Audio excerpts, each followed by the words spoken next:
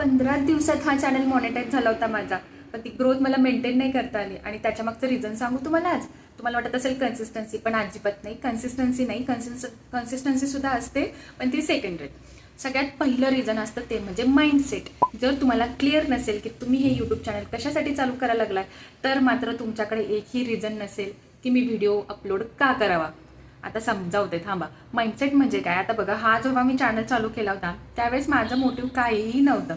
मी just फक्त एक म्हणजे इन्कम सोर्स म्हणून मी ह्या चॅनलकडे बघत नव्हते, किंवा एक कुठला तरी बिझनेस आयडिया म्हणून ह्या चॅनलकडे बघत नव्हते, जी माझी सगळ्यात मोठी चूक झाली आहे. आणि त्यामुळे मी कन्सिस्टंट नाही राहू शकले. ओके, आता कसं ते सांगते. जेव्हा मी हा चॅनल चालू करणार होते त्यावेळेस मी करिअर ब्रेकवरती होते माझ्या. मी प्रेग्नेंट असताना हा चॅनल चालू केला आहे, 8 महिन्याची प्रेग्नेंट असताना. आणि त्यावेळेस मी ॲक्च्युली डिजिटल मार्केटर आहे, आणि आम्हाला क्लायंटच्या रिक्वायरमेंट्स येतात की आम्हाला यूट्यूब चॅनलसुद्धा ग्रो करून पाहिजे.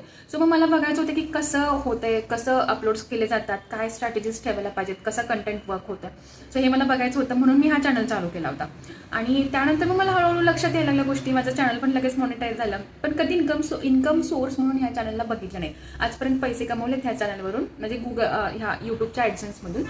ब्रँड डील्स वगैरे कधी केलेले नाही आहेत, कारण मी इथं नव्हते, मी आउट ऑफ कंट्री राहत होते.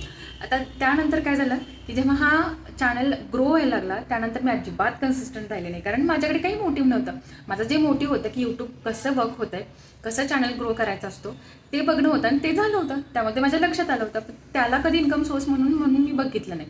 आता तुमचा जर यूट्यूब चॅनल असेल आणि तुम्हाला तो कन्सिस्टंटली ग्रो करायचा असेल, पण कन्सिस्टंट राहत नसेल तुम्ही, तर तुमचा मोटिव्ह क्लिअर करा. तुम्ही ह्या चॅनलकडे एक इन्कम सोर्स म्हणून बघायला चालू करा, किंवा ह्यातून आपण कसा काही बिझनेस घडवू शकतो का, ह्या दृष्टीने ह्याच्याकडे बघायला चालू करा, जेणेकरून तुम्हाला मग रोज कन्सिस्टंटली अपलोड करण्यासाठी रिझन मिळेल.